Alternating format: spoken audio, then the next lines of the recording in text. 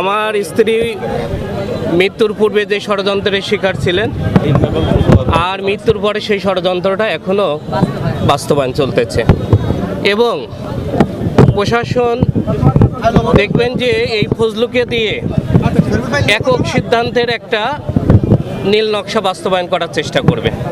আমি মনে করি এই হত্যাকাণ্ডের নীল নকশা বাস্তবায়নকারীর অন্যতম master mind Habibur Rahman sir এবং বিশ্বজিৎ 18 তারিখে বদলি হয়েছে, আমার স্ত্রীকে 4 তারিখে হত্যা করা হয়েছে। শ্যাম লক্ষ লক্ষ টাকা বিভাগের তসরুপ করেছে। যদি শ্যাম তার মেয়াদে অর্থনৈতিক তসরুপ না করে থাকে আমি কেস উইথড্র করে নেব। আমি ইতিপূর্বেও বারবার বলেছি যে এখানে মূল সূত্রপাত অর্থনৈতিক তসরুপ, যেটার একটা সিন্ডিকেট ছিল।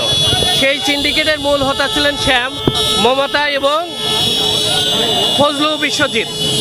পরবর্তীতে হাবিব এখানে যুক্ত হয়ে সবাই মিলে একটা বিশ্ববিদ্যালয়ের টাকা তসরুপের যে সিন্ডিকেট, আমার স্ত্রী শুধু এটা বাধা দেওয়ার কারণে, এই বাধা দেওয়ার কারণে আজকে তাকে নির্মম হত্যার শিকার হতে হয়েছে।